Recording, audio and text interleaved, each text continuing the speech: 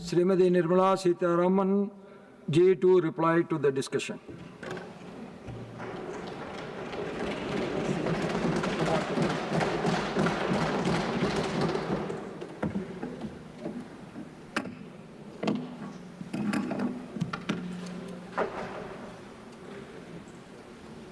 So thank you very much, sir.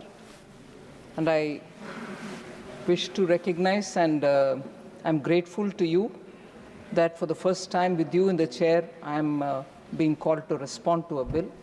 So for that, I extend my gratefulness to you. Sir, today we are discussing on the Manipur Goods and Services Tax Second Amendment Bill, sir. Every time the central government amends the Central Goods and Services Act of 2017, we also need the states to amend their state GST related law. Through the Finance Act 2025, Sections 121 to 134 of the Central Goods and Services Act was amended. And it got enacted in August 2025. The changes have come into effect from October 2025.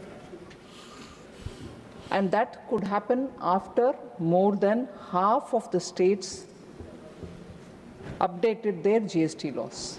So every time something happens in the center, the states also will have to pass, and once half of them have passed, it comes into effect, and that's how it came, this set of changes to the sections 121 to 134, which was made through the Finance Act of 2025, have come into effect in October because states have all. But unfortunately, because Manipur was under the President's rule, the corresponding effect-giving measures could not be taken up in the state GST laws. The Assembly was in a suspended mode, and Manipur Goods and Services Act of 2017 was not amended, but it was amended through an ordinance that was promulgated by the central government, and that was done on 7th October, sir. So now this bill is coming to replace that ordinance. And so the changes which have been brought will be made permanent for Manipur's sake. Sir, before I go into the few details which I want to table here, I want to say a word about the opposition leaders, opposition parties. Sir, throughout 24, we saw them shedding crocodile tears about Manipur for everything. Did the Prime Minister visit? Did the Home Minister visit? Did the law and order come to normalcy? Every time about Manipur, they will raise issues, they will voice their grievance, total crocodile tears.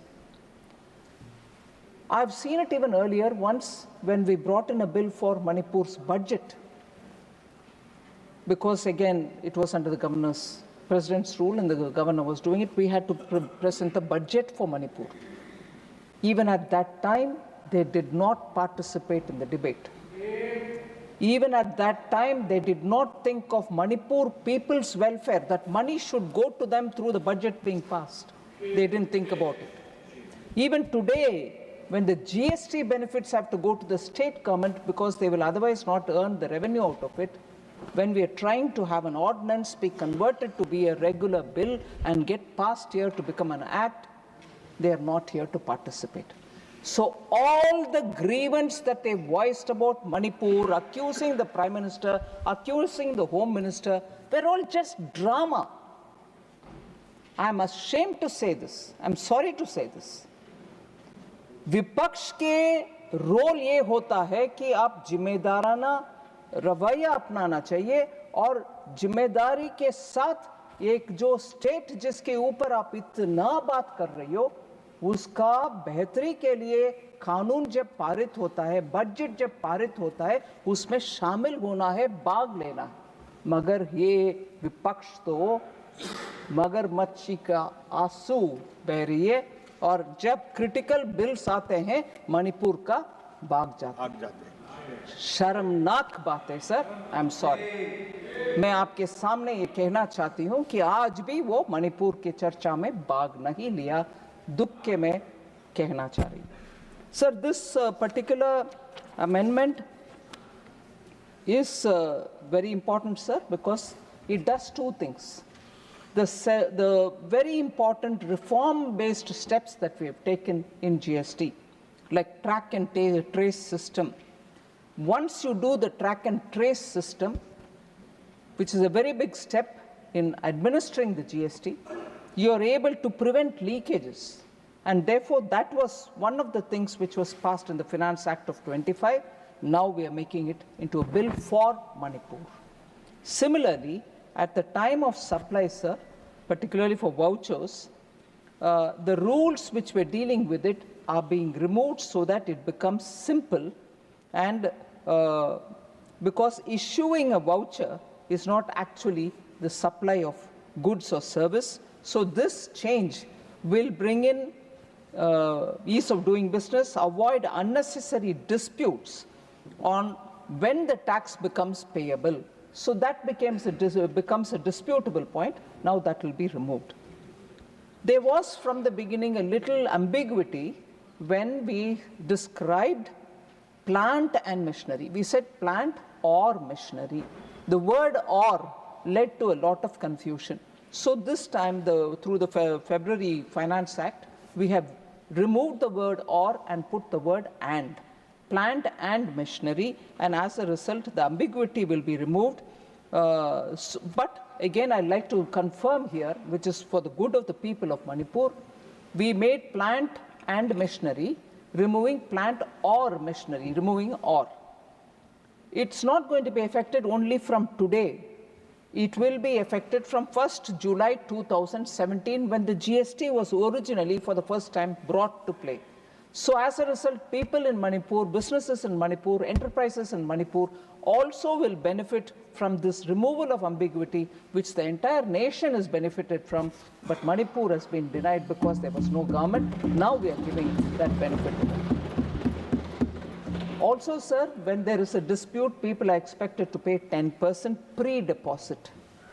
We are only asking for 10% pre-deposit for appeals before the appellate authority or the appellate tribunal, even in cases where only the penalty is being challenged.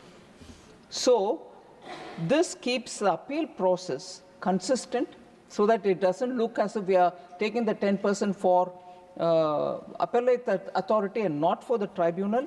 Those confusions will not prevail. We are bringing consistency in the process and discourage frivolous litigation, because people will just go rush in for some kind of a time buying or whatever. That frivolous litigations will be now discouraged. And lastly, sir, when goods are kept in a special economic zone or a free trade warehousing zone and are sold before being taken out of the zone itself, such transactions will now be treated as neither a supply of good or a supply of services, providing, again, the much needed clarity and avoiding unintended consequences. So even before, if it is removed from the SEZ or the special economic warehousing zone, if the sale happens, we'll treat it as non-sale, in the sense we'll treat it as neither a supply of goods or a supply of services, so there won't be any confusion. So these above amendments have been carried out in the Central GST Act, but again, as I said earlier, sir, it hadn't happened during the Manipur state GST because of ordinance which had to be brought in. Now we're converting that ordinance into a law. So there are one or two points of clarification which some members spoke about, which I'll very quickly finish. In fact, there were 13 of them who spoke, and some of them did raise some issues.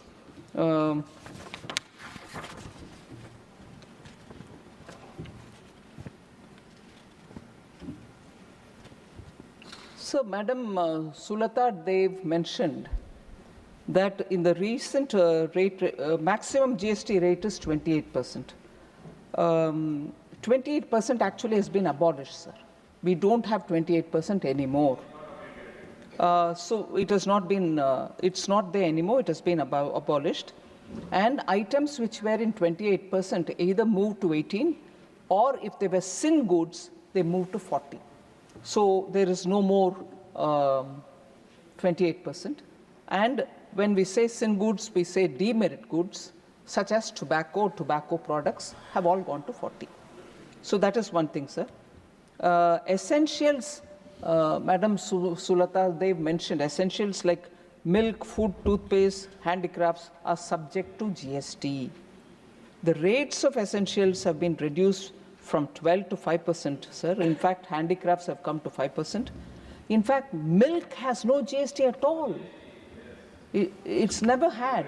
And even now, except for that UHT, which has a specialized package, high temperature heating, and then it can be preserved without refrigeration. It used to come in a specialized pack that till you open it, it can remain without refrigeration. After that, if you open it, you'll have to keep it in the fridge.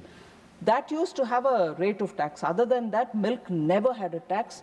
Even this has now come to zero. The UHT is also come down to zero.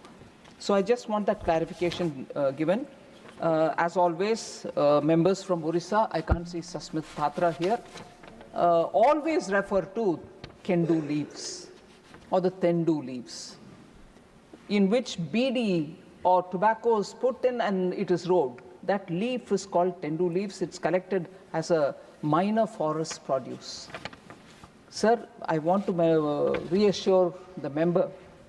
It's now come down to 5, and she's recognized that in her speech. But on Kendu leaves, sir, at least 4 GST councils have met and spoken on it. Elaborate discussions have happened.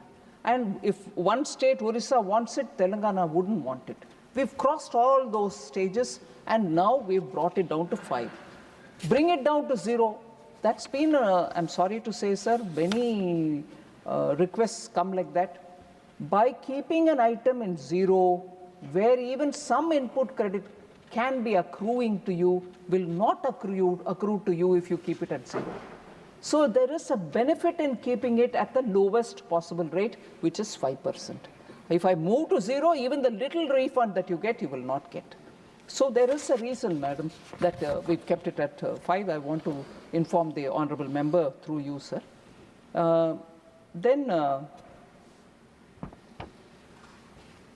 Sri Ayodhya Ramireddy ji spoke about inverted duty structure, sir. I'm happy to say as much work happened on rate rationalization, bringing rates down, making 4 rates into 2 only, not having 4. Equal amount of work went into correcting inverted duty structure. And I'm happy to say most of the items where inversion happened because the final product was sold at, let us say, 5%. The inputs were being bought at 12%, which is no more there, but 12%. The difference could not be retrieved, and as a result, there was an inversion. But for retrieving the difference, you had to give them refunds. That inversion problem has been largely addressed in the new generation GST, which has come into force. So I would like to inform Sri Ayodhya Ramireddy that inversion has been addressed. 99%, there can be still 1 or 2 which we'll address as and when it comes about, sir. As particular mention was made by the honorable member on hospitality. We have actually reduced the rate of tax on hotel rooms below 7,500 rupees per night to 5%. Earlier it was 12%. Rooms which are at the rate of 7,500 or lesser were earlier taxed at 12%. Now they have all come down to 5%, sir. This will, I'm sure, make travel easier. Tourism will have an attractive point there, and they will have reason to encourage tourists to take care of the rooms which are at that cost. So with these words, sir, I request the House to consider to pass this bill because it will help the state of Manipur. Thank you very much.